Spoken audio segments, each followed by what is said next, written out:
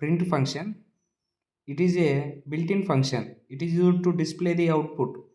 అంటే మనము ప్రింట్ ఫంక్షన్‌ని ఒక డిస్ప్లే చేయడానికి యూజ్ చేస్తాము. అంటే ఇప్పుడు మనము ఏదైనా ఒక ఆపరేషన్ చేసినామనుకో, A+B అని ఇచ్చినామనుకో, ఒక అవుట్‌పుట్ ఎగ్జిక్యూట్ అయితది. కానీ మనకు అవుట్‌పుట్ చూడడానికి మనము ప్రింట్ స్టేట్మెంట్ యూజ్ చేస్తాము.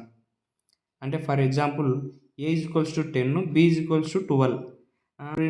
ప్రింట్ ఏమి ఇవ్వకుండా C=A+B అంటే ఇక్కడ ఎగ్జిక్యూట్ అయింది. కానీ మనకి అవుట్‌పుట్ చూడడానికి మనం ప్రింట్ స్టేట్మెంట్ యూజ్ చేస్తాము.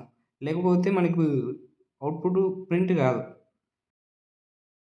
For example A=11, B=23, C=B-C. Then execute it. But ఇది ఎగ్జిక్యూట్ అయింది. కానీ మనకి C వాల్యూ చూడడానికి ప్రింట్ ఫంక్షన్ యూజ్ చేస్తాం. కాబట్టి ప్రింట్ C అని ఇస్తే మనం దీని యొక్క వాల్యూను అవుట్‌పుట్ డిస్‌ప్లేలో చూడొచ్చు. Output is 12.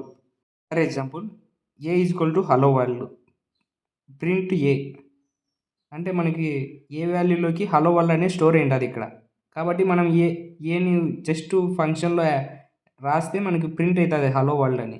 అలా కాకుండా ఇట్లా కూడా రాయొచ్చు. ప్రింట్ అంటే స్ట్రింగ్ ఫార్మాట్ కాబట్టి స్ట్రింగ్ ఫార్మాట్‌లోనే రాయాలి హలో వరల్డ్ అని.